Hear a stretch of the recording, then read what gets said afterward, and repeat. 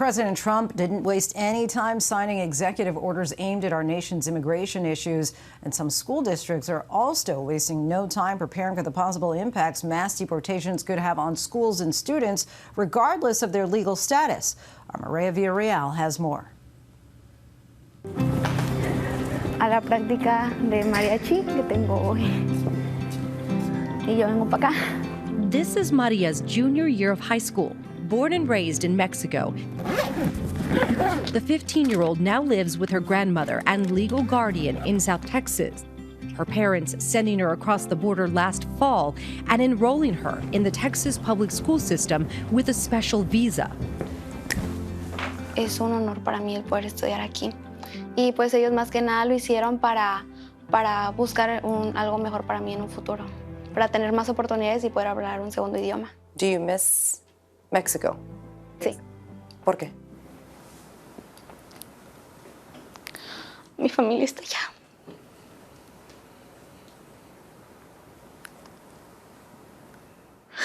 Y es algo complicado.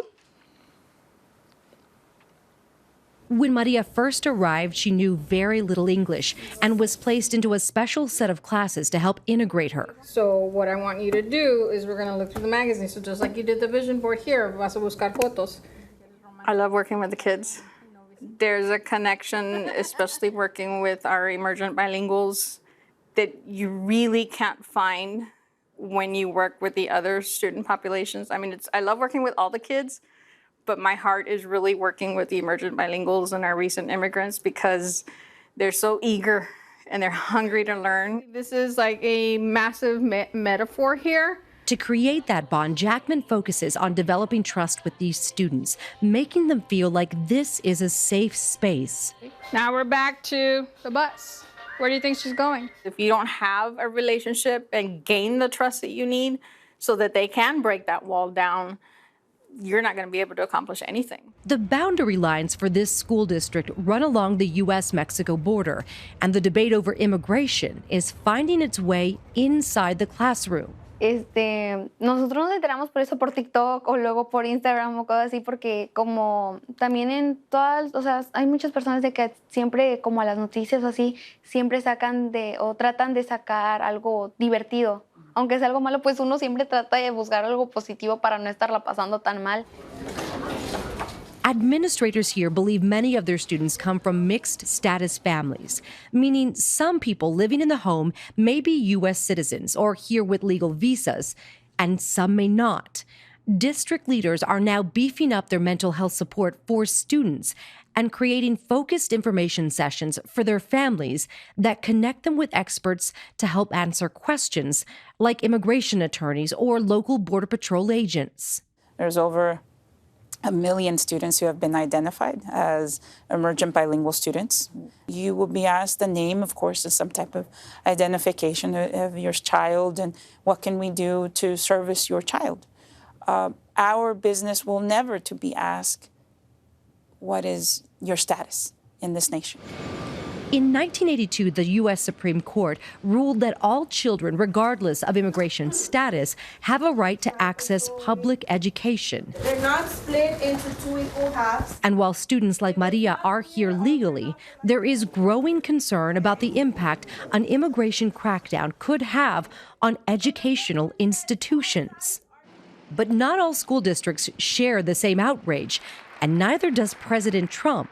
All illegal entry will immediately be halted, and we will begin the process of returning millions and millions of criminal aliens back to the places from which they came.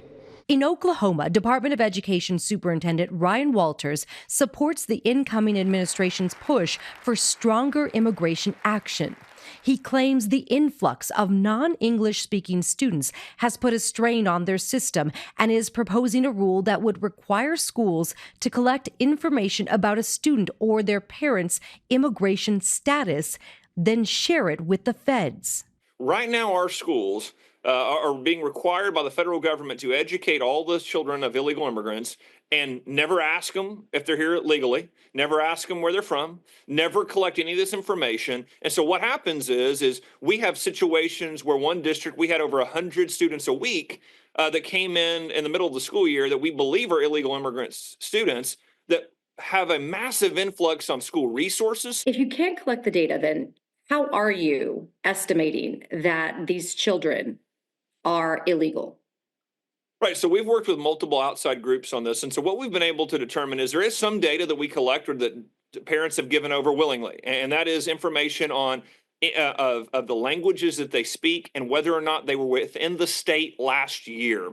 Oklahoma is now suing the former Biden administration and federal agencies for $474 million to recoup those alleged costs. Now we've got to do what's best for the American people, the American taxpayer, and shut down the border, send illegal immigrants back home. So far, no other states have joined the newly filed lawsuit. Le pegas, golpeas, otra vez abajo. Pues me gustaría estudiar para maestra de español en nivel secundario de high school.